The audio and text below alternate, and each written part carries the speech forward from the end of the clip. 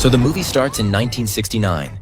We meet Iris and her boyfriend Paul. Today, Paul's taking her somewhere special as a surprise. He leads her blindfolded, and when he finally removes it, she's shocked. Right in front of her stands the Skyview restaurant, the tallest restaurant ever built, standing 494 feet high, and it's opening today.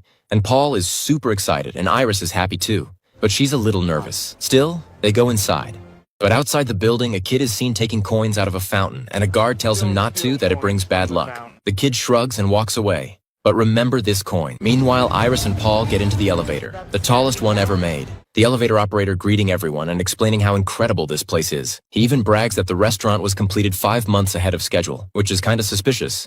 Then they reach the top. Paul walks up to the front desk to confirm their reservation, but the receptionist says the table was never booked. Paul's upset and walks back to Iris. She isn't feeling well and excuses herself to go to the restroom. She's starting to feel like throwing up. Meanwhile, a bartender pops a champagne bottle, and the cork flies up and hits a chandelier, and a sharp piece breaks off and falls. But the Skyview restaurant has a glass floor right in the center. That sharp piece lands directly on the glass and causes a crack. At the same time, we get a glimpse of the structural joints down below. They're shaking under the weight. Things are starting to go wrong. Then Iris meets a singer performing at the restaurant. She's with her son. The singer talks to Iris and asks if she's pregnant because she looks like she is, and Iris tells her it's been 2 months.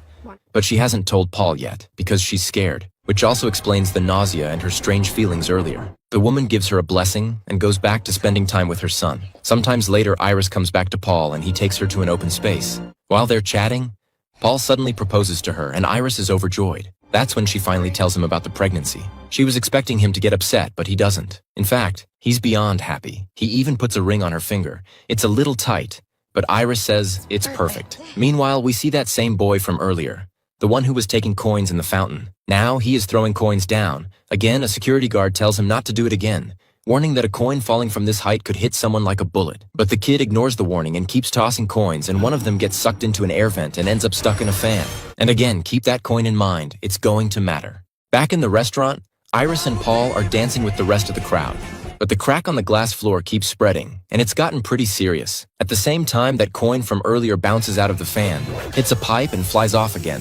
Now flammable gas is leaking into the area. Here, Iris and Paul are still dancing, but suddenly, Iris feels that strange sensation again, like something bad is coming. She backs away from the glass section just in time, and the glass floor shatters. People begin falling from 494 feet straight down, and Iris tries to save Paul, but Paul slips too, and just like that, he's gone. But below, the building's support joints snap and chaos erupts everywhere, and a woman catches fire while running.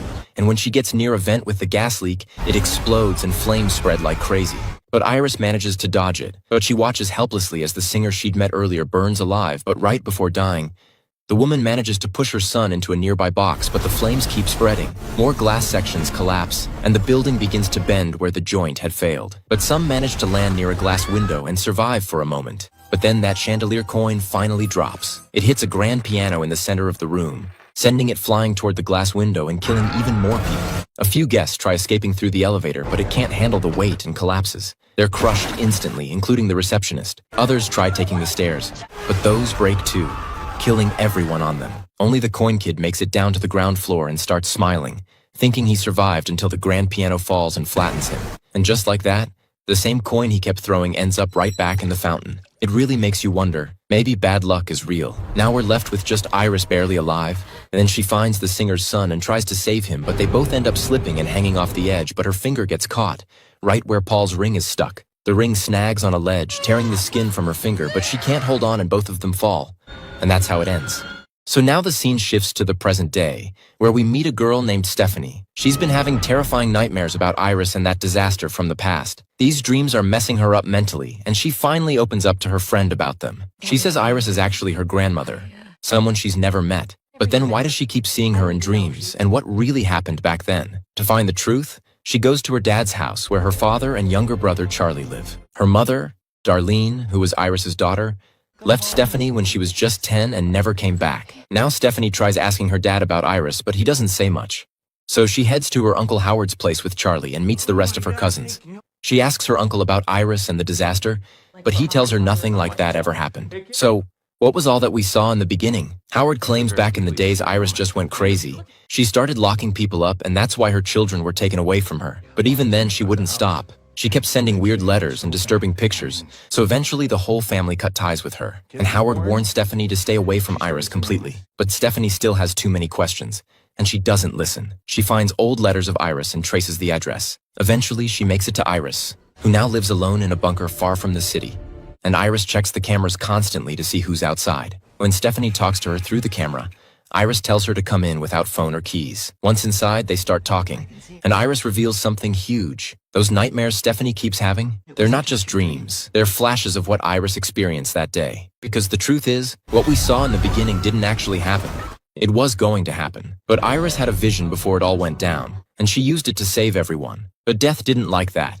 Because in this world, death isn't just a concept. It's a real force, a being that comes to claim lives. And in Death's plan, no one in that restaurant was supposed to survive. So after Iris saved them, Death came back to reclaim every soul. And Death even came after Iris. She lost Paul, but that wasn't enough. Over the years, she studied it and finally wrote a book, an entire guide on how death works, how it chooses, and how to fight it. Because now Death wants to erase her entire bloodline. Because Iris messed with fate. And this is the price. Then Iris says, maybe she was the only one who was supposed to survive. After all, she's the one who had the premonition, but she saved everyone. And by doing that, she doomed her whole bloodline. But Stephanie doesn't believe any of it. She gets overwhelmed and tries to leave.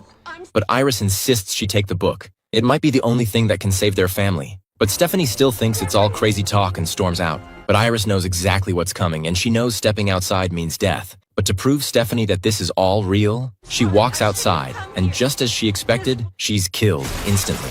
The next scene cuts to Iris's funeral. Darlene, Stephanie's mother, has now returned after all these years. But Stephanie isn't happy to see her. After all, Darlene left her as a child and never came back, and Stephanie's never forgiven her for that.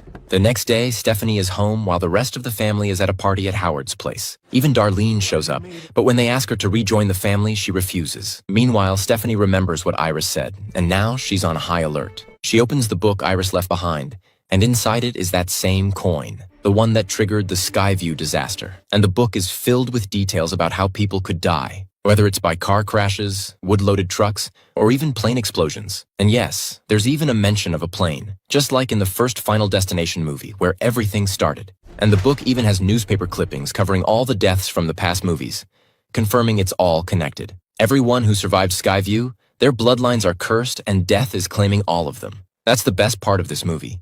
It finally explains everything. All the previous Final Destination events weren't random. They were part of this long chain triggered by that one moment where Iris saved everyone. Back at the party, under a trampoline, there's a garden tool. Kids are jumping, but Darlene notices the tool and removes it. Maybe she sensed something too. Then Stephanie shows up at the party, already piecing together what's about to happen, but it's too late. Death has already begun. A water bottle falls on a pump, turning it on, and the water flows into a pipe, which starts knocking over nearby tools. The drink with the glass piece falls and shatters, sending a shard into Howard's foot. He slips and falls, and now those garden tools, knocked loose by water pressure, land on a grass cutter, turning it on. It shoots forward and tears straight into Howard's face, and he died instantly. After his funeral, Stephanie dives deep into Iris's book. There she finds a name, JB, someone who once met a Final Destination survivor. Hardcore fans will know who that is, and if not, just wait. Then she builds her family tree. Iris and Paul at the top, followed by their children, Howard and Darlene. Howard's kids are Bobby, Eric, and Julia. Darlene's are Stephanie and Charlie. Then Stephanie explains everything to her family, how they all should have died in Skyview. But Iris changed fate and Death's job was left unfinished. And now it's coming back to claim everyone who never should have existed in the first place. The survivors started families that were never supposed to be born. That's why Death's been hunting them down. First, it took Iris, then Howard, next up is Eric, then Julia, then Bobby. After that, it'll be Darlene. And finally, Stephanie and her brother, Charlie. But no one believes her. Everyone thinks Stephanie is just like Iris. Crazy. It frustrates her deeply, and for the first time, she realizes what Iris must have felt all those years ago. That same night, we see Eric alone at his tattoo parlor working on a tattoo in memory of his father. But suddenly, the bass from the music makes stuff on the table shake. One of the chemical bottles tips over. On the other side, a chain near the fan snaps and latches onto Eric's nose piercing. As he struggles to pull free, the spilled chemical catches fire and the whole shop erupts in flames. The next morning, Stephanie rushes to wake Charlie because they need to save Eric. They rush to his place, but Eric's safe. He managed to escape the fire last night, so Stephanie warns him to be careful, but he doesn't take it seriously. Then Julia shows up too, and neither of them believe anything she's saying. They all think these are just accidents. But then, something happens. Julia, standing by the road, gets hit by a ball and falls into a trash bin. Just then, a garbage truck lifts the bin, and Julia's still inside. The family rushes to stop it, but she gets crushed between the compactors, and everyone is shaken. Then Stephanie tells them Death is smart, because she revealed the order, so Death changed it. Now it could come for anyone, at any time. But Eric's mom steps in and says the order hasn't changed, because Eric's not even part of Howard's bloodline.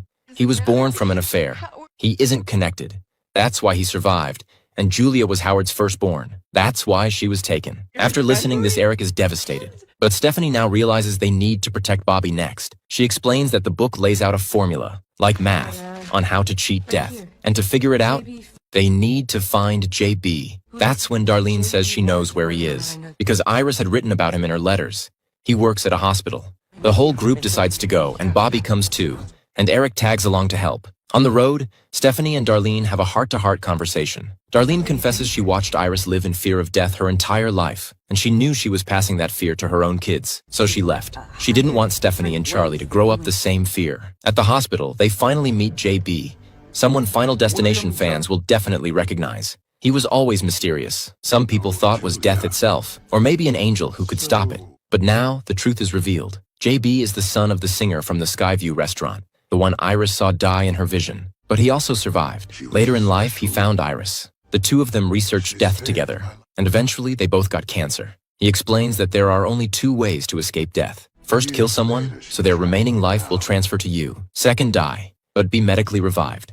That breaks the cycle. Death believes it already claimed you, so you fall off the list. He even mentions a girl who did exactly that. She died and then got brought back with medical care, and death let her go, and the cycle was broken. Then JB tells them he has cancer again, and this time, he's accepted it. He just wants to live out his final days peacefully. Then he walks away. Now Stephanie's stuck thinking about what to do next. Meanwhile, Eric makes his own plan. He tells Bobby about his peanut allergy. If he eats peanuts, he'll go into anaphylactic shock. The idea is to bring him close to death, then save him just in time. That way, the cycle breaks, and death skips him. So now they grab the peanut biscuits, but they get stuck in the vending machine. So Eric angrily punches it, and the glass cracks. He tilts the machine to pull the biscuit out, and a spring suddenly pops loose. Then they head into the MRI room right next door, and as the machine powers on, the magnetic field goes wild. It starts pulling on Eric's body piercings. A metal chair behind him gets sucked in too, and in seconds, he's crushed to death. And also, you don't think too hard about the logic here.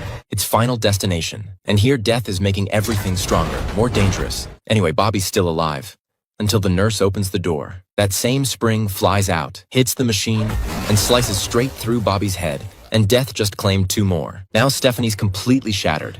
Trying to trick death only made it worse. She talks to Darlene and Charlie, and Darlene says she's going to move into Iris's cabin, the same place Iris stayed safe for decades. And Stephanie and Charlie decide to go with her. But just after they leave, we see the same coin again.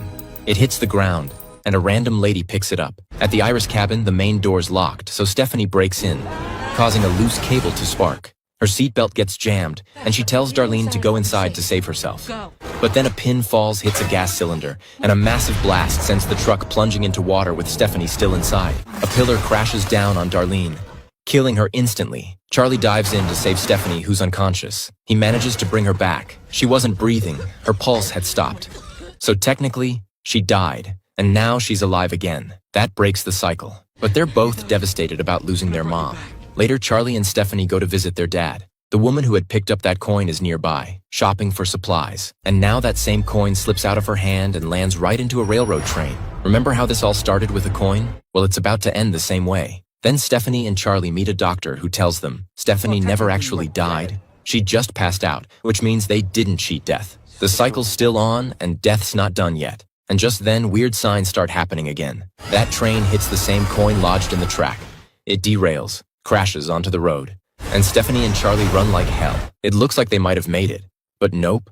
A load of massive wooden logs on top of the train breaks free, slamming down on them both. Final Destination. One by one, the logs crush them into the ground.